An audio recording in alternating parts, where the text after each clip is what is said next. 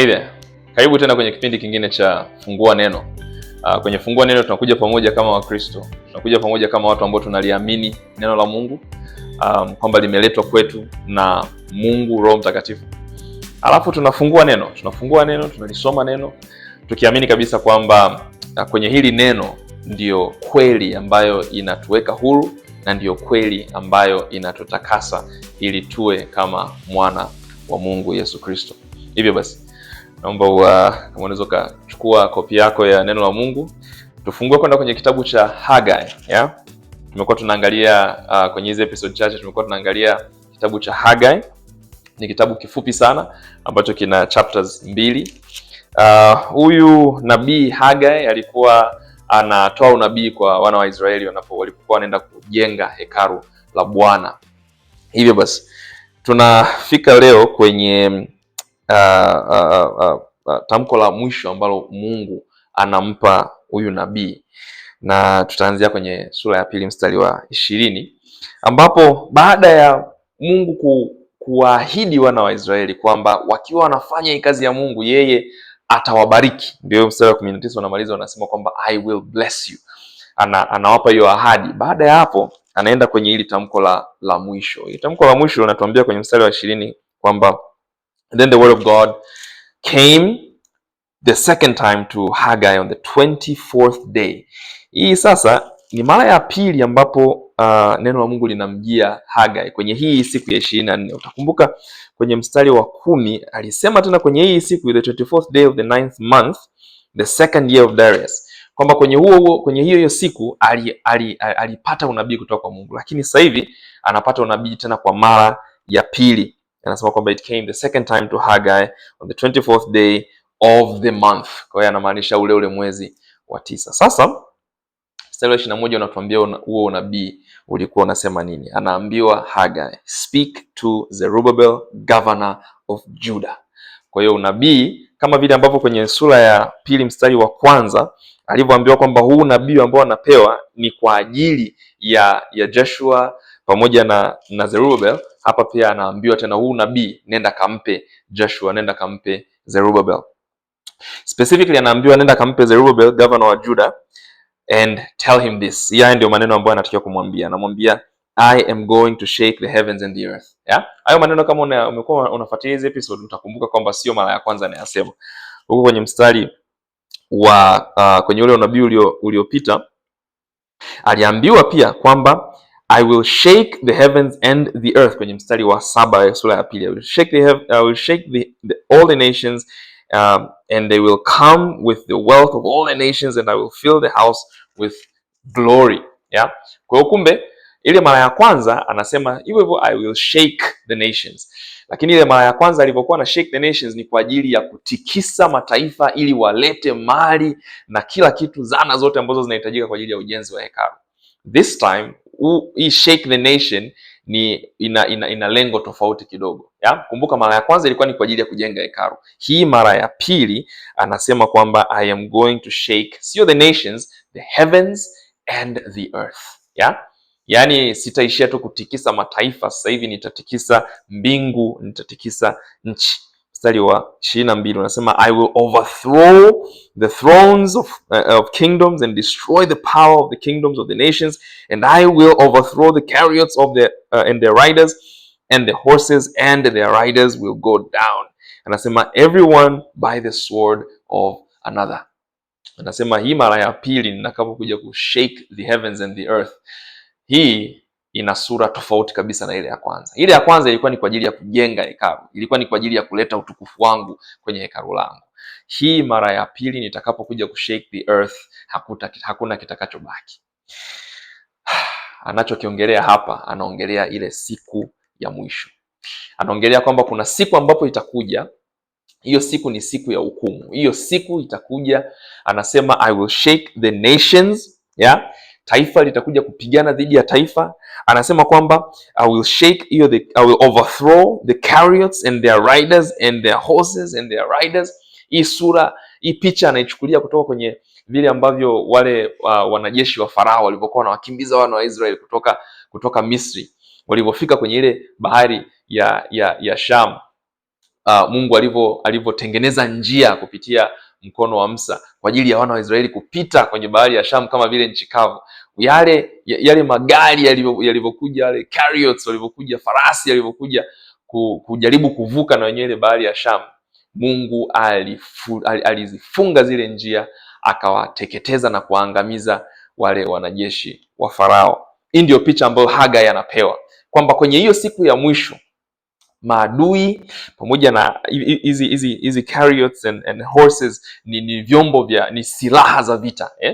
Sasa anasema all of this nitabomoa, nitazivuruga, nitazishinda, nitaziteketeza kwenye ile siku ya hukumu. Kwa hiyo anaambiwa Hagai, nenda kamwambia Zerubbabel, there is another day that is coming, the day of the Lord. Siku ya Bwana inakuja, siku ya hukumu. Anaendelea kwenye mstari wa 23. Anasema kwamba hii siku itakuwa ni siku ya hukumu. Hii siku itakuwa ni siku ya hofu, itakuwa ni siku ya wasiwasi, lakini anatoa tumaini kwa wale watu wa Mungu. Angalia mstari wa 23, anasema on that day. Ili neno on that day linatumikaga prophetically kulenga siku ambayo Mungu atafanya jambo. On that day, kwenye hii siku ambayo anaongelea ndio the day of the Lord au siku ya Bwana. Hii siku anasema on that day declares the Lord of hosts. Kumbuka ni Bwana wa majeshi. Anasema I will take you, anasema Zerubbabel, nitakuchukua wewe Zerubbabel. Kwenye hiyo siku nitakuchukua wewe Zerubbabel, son of Shealtiel, my servant. Hii servant ni title ambayo wamekuwa wanapewa watu kadhaa kwenye maandiko. Ukisoma kwenye Isaya, Emmanuel yule ambaye anatabiriwa, Yesu Kristo ambaye anatabiriwa, aliitwa wewe ni my servant. My servant will come forth. Tunamsoma kwenye Isaya 53, the suffering servant. Hapa Zerubbabel anaitwa the servant. Kwa hiyo akisema haya maneno kwa wana wa Israeli, akisema haya maneno kwa Zerubbabel, anachofanya ni kuwakumbusha ahadi za Mungu ambazo alikuwa ameziweka tangu enzi zile za mwanzo, kwenda mpaka kwa Abraham, kwenda kwa Musa, kwenda kwa wana wa Israeli, kuja mpaka hapa. Anasema my servant. Wewe Zerubbabel, nitakuchukua wewe kama mtumishi wangu, declares the Lord, and I will make you, nitakufanya wewe kuwa a signet ring. Nitakufanya wewe kuwa pete. Nitakufanya kuwa a signet ring, for I have chosen you, declares the Lord. Anamwambia kwamba nitakuchukua wewe, nitakufanya kuwa pete, a signet ring. Hiyo signet ring ilikuwa, ile pete ni kiashiria cha ufalme, au cha hadhi ya kifalme. Sasa Zerubbabel ni mtu fulani very specific, ukimwangalia very special, kwa sababu jinsi ambavyo anaitwa, hata wakati anapewa huu nabii anasema ni the governor of Judah. Ina maana Zerubbabel anatoka kwenye hili kabila la Yuda. Kumbuka kwenye kabila la Yuda ndipo ambapo wafalme wa Israeli walikuwa wanatakiwa kutoka. Hii tunaiona kuanzia hata Yakobo alivyokuwa anatoa unabii wake kwenye ile Mwanzo 49. Anasema kwamba the scepter shall never depart the tribe of Judah. Sasa kwenye mstari wa Yuda mpaka sasa hivi, kumbuka wana wa Israeli wametoka, tumekuwa tuna wafalme wa wana wa Israeli kutoka kuanzia Daudi au Sauli, Daudi, Suleimani na kuendelea, lakini hao wana wa Israeli wamepelekwa kwenye exile, na mpaka sasa hivi haijulikani sasa nani atakuja kuwa ni mfalme mbele huko, nani atakuja kuikomboa Israeli. Hapa Zerubbabel anasema kwamba Mungu anasema nitamfanya yeye kuwa signet ring, nitampa hiyo authority ya ufalme. Kwa hiyo kumbe Mungu hajavunja ahadi yake ya kuleta mfalme wa milele, mfalme ambaye atasimama milele na kuikomboa Israeli. Huyu mfalme anasema anamchola huyu Zerubbabel kuwa ni huyu mfalme. Lakini kumbuka huu ni unabii. Kwa hiyo unabii hauongelei tu vile vitu ambavyo vipo sasa hivi, inaongelea vitu ambavyo vinakuja mbele. Huyu Zerubbabel ukija kumfuatilia utakuja kumkuta kwenye Mathayo sura ya kwanza. Kwenye Mathayo sura ya kwanza tunaona ni ile family tree, ni familia ya Yesu, ule uzao wa Yesu, kizazi cha Yesu. Kwenye uzao wa Yesu ukifika mstari wa 13 unamkuta huyu Zerubbabel. Kana kwamba Zerubbabel anaunga hii lineage, anaiunga kutoka kwa Daudi kule, anakuja kwake Zerubbabel, alafu anasonta mbele kwenda kwenye uzao wa Yesu Kristo. Ina maana kwamba Mungu kupitia huu nabii anawahakikishia wana wa Israel kwamba ahadi zake haziendi bila kutimia, kwamba ahadi zake hajazisahau, hajaziacha. Hapana, ahadi yake bado inasimama, na kwamba Mungu atakuja kumleta huyu a servant, ambaye huyu servant atakuwa ana hiyo hadhi ya ufalme. Ndio maana huyu Yesu Kristo akija tunamuita ni mfalme Yesu Kristo. He's a king. Hiyo ni moja ya ofisi za Yesu Kristo, kwamba yeye ni the king. Ni mfalme kwa ajili ya watu wake, watu wa Mungu. Kwa hiyo wewe kama ni Mkristo, hichi ni kitu cha kwanza cha kukumbuka, kwamba kumbe ahadi za Yesu, ahadi za Mungu ni yes and amen. Ahadi zake kama ameziweka, hamna ambaye anaweza kuja kuzivunja. Na tunaona dhahiri kabisa kwamba ahadi aliyoiweka hapa, ameiweka ahadi kwamba huyu mfalme atakuja. Yesu alikuja. Alikuja, akaishi maisha matakatifu, akafa kifo cha mtenda dhambi, akafufuka ile siku ya tatu, ili kila mtu ambaye atakuja kumwamini Yesu Kristo afanyike kuwa mwana wa Mungu. Afanyike kuokoka, kukombolewa kutoka kwenye ile ghadhabu ya Mungu ambayo inakuja. Lakini hiyo ghadhabu, kama hizi ahadi nyingine zote ambazo zimewekwa, ile ghadhabu bado ipo. Hii siku jamani wapendwa, bado inakuja.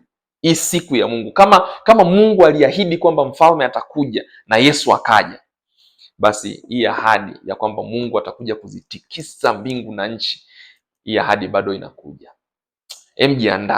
Jiandae.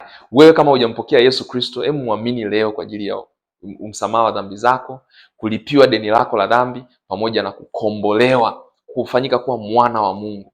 Na kama wewe tayari umeokoka, basi mtukuze Mungu na umshukuru Mungu kwa kwamba yeye ahadi zake haziharibiki, hazisahauliki. Wema wake anasema ni mpya kila asubuhi, rehema zake hazina kikomo. Mshukuru Mungu, mtukuze Mungu, muabudu Mungu kwa kwamba yeye ni Mungu ambaye anatunza ahadi.